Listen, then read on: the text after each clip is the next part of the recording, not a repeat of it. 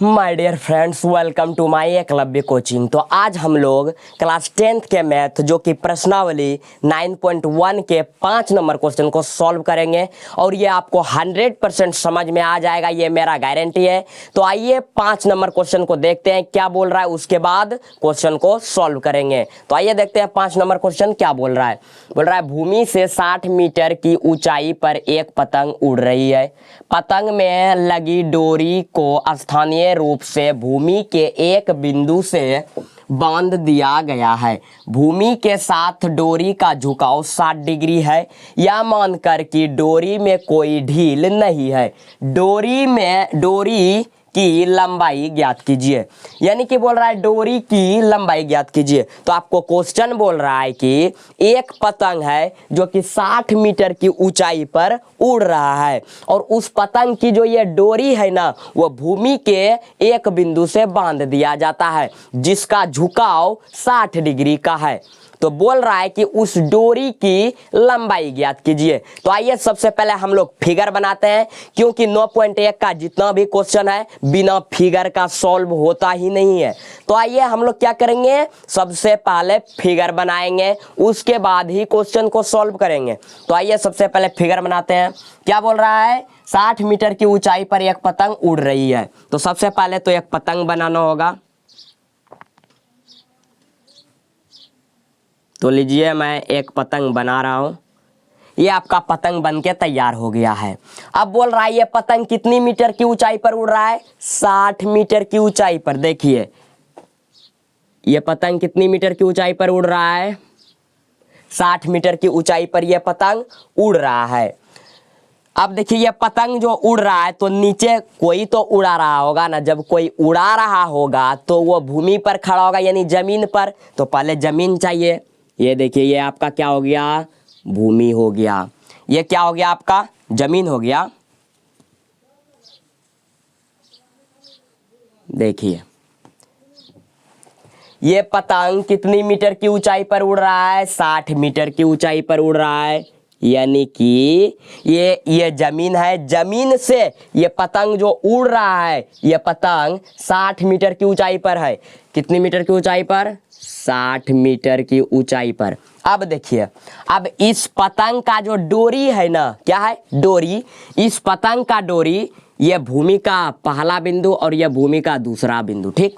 तो बोल रहा है इस पतंग का जो डोरी है, उस डोरी को भूमि के एक बिंदु से बांध दिया जाता है। तो आइए हम लोग इस डोरी को बांध देते हैं भूमि के एक बिंदु से। ये आपका पतंग का डोरी हो गया। देखिए भूमि के इस बिंदु से बांध दिए, यानी कि इस पतंग का जो ये डोरी है ना, ये डोरी ये भूमि के इस बिंदु से बांध दिए। और बोल रहा है कि इसका जो झुकाव है ना, देखिए यहाँ पर बोल रहा है कि भूमि के साथ डोरी का झुकाव 60 डिग्री है।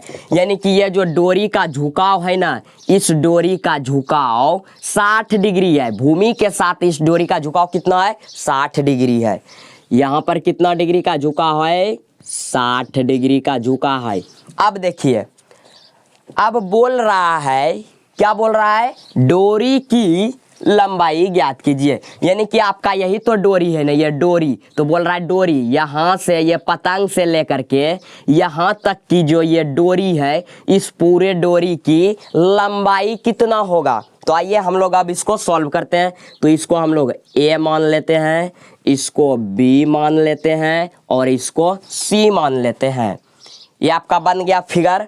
अब देखिए आप क्या कीजिए, यहाँ पर देखिए 90 डिग्री का कोण बन रहा है, तो इसको हम लोग समकोण त्रिभुज मान लेंगे। यानी कि आपको किसका मान निकालने बोल रहा है, इस डोरी की लंबाई। और डोरी की लंबाई कौन सा है, ये पूरा तिरछा वाला भाग। और बोल रहा है कि डोरी में कोई ढील नहीं है। ये जो डोरी है ना, ये जो आपका डोरी है, ये डोरी में कोई ढील नहीं, यानी कि झुका नहीं है, लूज नहीं है। ये पूरा एकदम अच्छी तरह से तना हुआ है। पूरा एकदम इस डोरी को इस भूमि में तान करके बांध दिया गया है। तो बोल रहा है कि डोरी की लंबाई ज्ञात कीजिए। यानी कि किसका मान निकालना है, ए सी का मान हमें ज्ञात करना है। यानी कि इस यहाँ से लेकर के यहाँ तक जो डोरी है, इस डोरी की लंबाई ज्ञात करनी है। तो इसको क्या बोलते हैं, AC। अब इसको हम लोग थोड़ा अपने भाषा में और अच्छे तरीके से समझ लेते हैं। अब देखिए, इसको ये जो पूरा आपको तिरछा वाला भाग दिख रहा है AC, इसको हम लोग कर्ण कहते हैं हिंदी में, और इसको H से डिनोटेड करते हैं। और ये जो आपका पूरा सीधा है, एकदम पूरा सीधा AB, क्या AB, इसको हम लोग लंब कहते हैं, और इसको P से डिनोटेड करते हैं। क्या चीज से? P से डिनोटेड करते हैं। देखिए, क्या चीज से डिनोटेड करते हैं? P से डिनोटेड करते हैं। अब आप यहां जो देख रहे हैं ये BC, जो कि आपका जमीन है BC, इसको हम लोग आधार कहते हैं, और इसको B से डिनोटेड करते हैं। तो आपको आई होप डैट आपको ये फिगर समझ में आ गया होगा 100%। तो मेरे चैनल को सब्सक्राइब करें एंड बेल आइकन को जरूर दबाएं।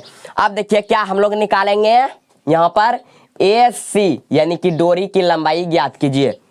तो आइए सबसे पहले हम लोग लिखते हैं कि इसको क्या माने, ये एक समकोण त्रिभुज हो गया। देखिए, अब देखिए मानते हैं, इसको हल करते हैं। माना, देखिए AB क्या है? पतंग की ऊंचाई है। माना AB पतंग की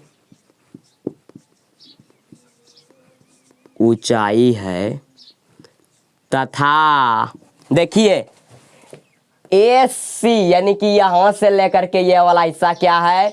पतंग की डोरी है। तथा AC क्या है? AC क्या है? डोरी है, डोरी है। अब देखिए क्या करेंगे, AB का मान कितना दिया है? 60 मीटर। तो यहां पर लिखेंगे AB बराबर 60 मीटर। अब देखिए किसका मान निकालने बोल रहा है? देखिए, डोरी की लंबाई ज्ञात कीजिए। तो डोरी मेरा क्या हो गया? ये तिरछा वाला हिस्सा, और तिरछा वाला पूरा हिस्सा क्या है? A से लेकर के C तक, यानी कि यहां से लेकर के यहां तक AC, यानी कि AC हमको निकालने बोल रहा है। तो यहां पर क्या लिखेंगे? AC बराबर क्वेश्चन मार्क, यानी कि AC का मान निकालना है। तो चलिए किस में निकालेंगे? इसी समकोण त्रिभुज में ना। तो लिखेंगे समकोण त्रिभुज ABC में। आप कुछ भी लिखिए, BCACAB कुछ भी लिखिए, तो हम लोग लिखेंगे ABC में। समकोण त्रिभुज ABC में। अब देखिए क्या करेंगे, अब यहाँ पर आपको मेन पॉइंट ये सीखना है कि आपका जो ये 9.1 का चैप्टर है, इसमें देखना है कि साइन का प्रयोग होगा कि टेन का कि कौशेक का। तो मैंने टोटल ये 9.1 का जितना क्वेश्चन है सिर्फ 2 फॉर्मूले पर सॉल्व किया है, साइन और टेन का फॉर्मूले पर। तो मेन पॉइंट ये है कि यहाँ पर साइन का प्रयोग होगा कि टेन का प्रयोग होगा। तो मैंने पार्ट 1 यानी कि इससे पहले वाले वीडियो जो है मेरा पार्ट 1, उसमें एक कॉन्सेप्ट बताया था। तो आइए मैं उस कॉन्सेप्ट को यहाँ भी बता देता हूँ, आपको 100% समझ में आ जाएगा कि साइन का प्रयोग होगा कि टेन का प्रयोग होगा। यही मेन चीज है ये क्वेश्चन का।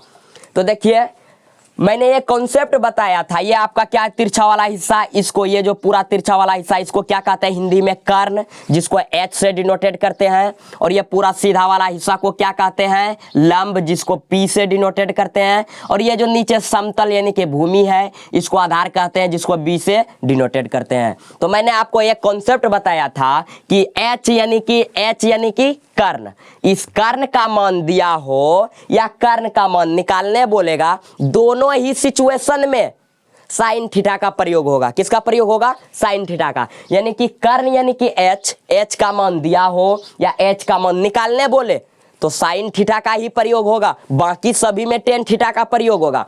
तो यहां पर क्या बोल रहा है कि डोरी की लंबाई ज्ञात कीजिए, यानी कि AC निकालने बोल रहा है, यानी H का मान निकालने बोल रहा है, जिसका हिंदी कर्ण होता है। यानी कि H का मान निकालने बोल रहा है। तो कॉन्सेप्ट क्या बताया कि कर्ण का मान दिया हो यानी कि H का मान दिया हो या H का मान निकालने बोले तो साइन थीटा का प्रयोग होता है। तो यहां पर क्या लिखेंगे? Sine theta. साइन थीटा बराबर क्या होता है? Formula P/H। अब यहां पर देखिए साइन है तो क्या लिखेंगे? साइन। अब थीटा, थीटा देखिए कितना है इस समकोण त्रिभुज में 60 डिग्री, तो थीटा के जगह पर कितना लिखेंगे 60 डिग्री बराबर। बोल रहा है पी, ऊपर में क्या है पी, पी कौन सा है ये वाला हिस्सा पूरा जो आपका सीधा है, पी क्या है यहां से लेकर के यहां तक यानी ए बी, पी के जगह पर अब क्या लिख देंगे ए बी बटे एच, एच किसको बोलते हैं ये पूरा तिरछा वाला हिस्सा यही ना है एच, इसी भाग को ना एच लिखे हैं, यानी कि ए से लेकर के सी तक की जो लंबाई है इसको क्या बोलते हैं एच, तो क्या लिख देंगे ए सी, एच के जगह पर अब क्या लिख देंगे ए सी। अब देखिए क्या करेंगे साइन 60, क्या है साइन 60, तो साइन 60 का मान कितना होता है साइन 60 डिग्री का मान होता है √3 बटे 2। अब देखिए ए बी यानी कि ये जो पूरा सीधा है इसका मान कितना दिया है 60 मीटर, तो यहाँ पर कितना लिख देंगे 60 बटे देखिए ए सी यानी कि ये पूरा तिरछा वाला जो हिस्सा इसको एच से डिनोटेट किए हैं, इसी को ना एच बोलते हैं, ये इसी को तो कर्ण बोलते हैं, यानी कि ए से लेकर के सी तक का जो हिस्सा है इसमें मान कुछ नहीं दिया है, तो क्या रखेंगे ए सी ही रहने देंगे, तो यहाँ पर क्या लिख देंगे ए सी। अब देखिए यहाँ पर क्या करते हैं, देखिए कोना कोनी यहाँ पर गुना करते हैं, क्यों करते हैं क्योंकि बराबर में कोना कोनी ही गुना होता है, ए सी गुना √3 अब 2 गुना 60, तो सबसे पहले क्या करेंगे ए सी गुना √3, तो आपका हो जाएगा √3 ए सी बराबर देखिए 2 गुना 60 कितना हो जाएगा 120, कितना हो जाएगा 120, ए सी √3 ए सी गुना √3 तो √3 ए सी, अब बराबर है तो बराबर दे दिए, अब 2 गुना 60 तो 2 गुना 60 कितना होता है 120।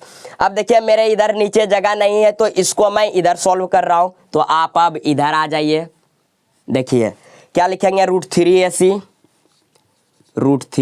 ए सी बराबर कितना है 120, तो कितना लिखेंगे 120। अब देखिए क्या करेंगे इसको, अब देखिए ए सी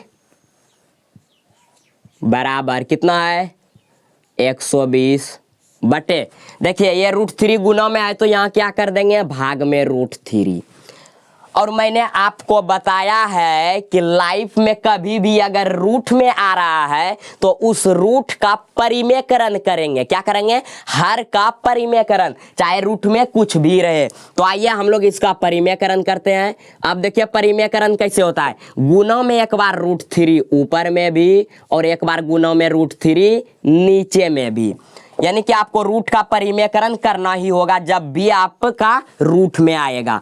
तो अब देखिए कितना हो जाएगा आपका 120 गुना √3, तो 120 √3 बटे √3 गुना √3 तो √9, और √9 का वर्गमूल कितना होता है 3 होता है, यहाँ पर कितना लिखेंगे 3।